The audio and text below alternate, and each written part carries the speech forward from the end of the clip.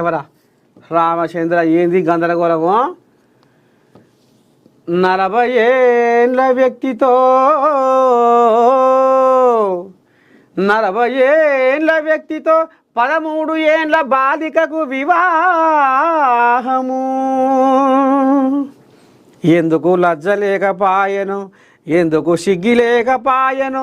40 ఏళ్ళలోనికి బిడ్డాసోంటి ఈ బాలికను ఎట్లా పెళ్లి చేసిదిరో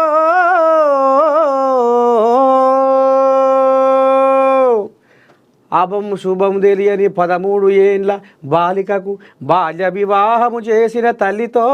సహా మరో 3 కేసు నమోదు చేసిన ఘటన నందిగామ మండల కేంద్రంలో చోటు చేసుకున్నదో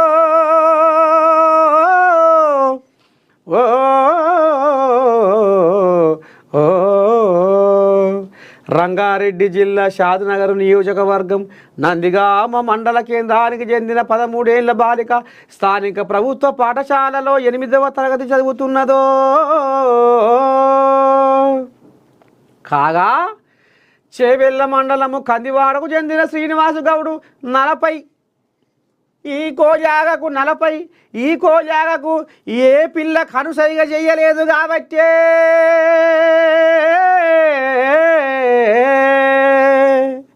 ఆస్తులు అంతస్తులు ఉన్నాయి కానీ పిల్ల దొరకకపాయనో కట్నం వద్దు కానుక వద్దు నాకు ఉత్త పుణ్యానికి వచ్చిన చాలు అని అనుకున్నాడు ఈ మగోడు 13 ఏళ్ళ బాలికను 40 ఏళ్ళ మగోడికి 13 ఏళ్ళ పిల్ల ఏమన్నా అందం సందం ఉందా వ్యవహారం ఇంకోటి 13 ఏళ్ళ బాలికకు ఎట్లా పేరు చేస్తారు ఆ బజవాజగాలు తల్లికి తండ్రికి ఏమన్నా లజ్జ ఇక అనకూడదు కానీ ముందుగా తండ్రికి ఏమైనా సిగ్గుందా తల్లి పక్కకు పెట్టు దులుపుకుంటే అయిపోద్ది పెళ్లి చేస్తే అయిపోద్ది ఓ భారం తగ్గిపోద్ది బరువు తగ్గిపోద్ది నీ చేత కాకపోతే నాయనా నీ చేత కాకపోతే ఇసవంటి పొలం చదివిస్తోళ్ళు బొచ్చడు మందూరు మానవత్వం ఉన్నోళ్ళు ఆడపిల్ల అవనికి వెలుగు అయ్యో ఆడపిల్ల కదరా అని గిట్నే ఎవరో వాళ్ళు పుణ్యం కట్టుకొని చదివిస్తారు కానీ ఏ సకన ఈ 13 ఏళ్ళ ఈ మైనర్ అమ్మాయిని 13 ఏళ్ళ బాలికని తీసుకుపోయి 40 ఏళ్ళలోనికి ముదురుముఖం పడి ఆయనకి ఎక్కడ పిల్ల దొరకక సైకొనక ఈ రకంగా ఉంచే 13 ఏళ్ళ పొల్లని అంటకడతారే నీ అందం సందం చదవకుండా ఏమైనా పద్ధతి రా ఇది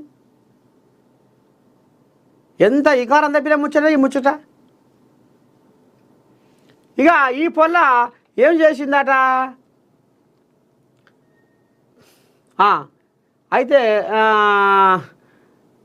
మే 28న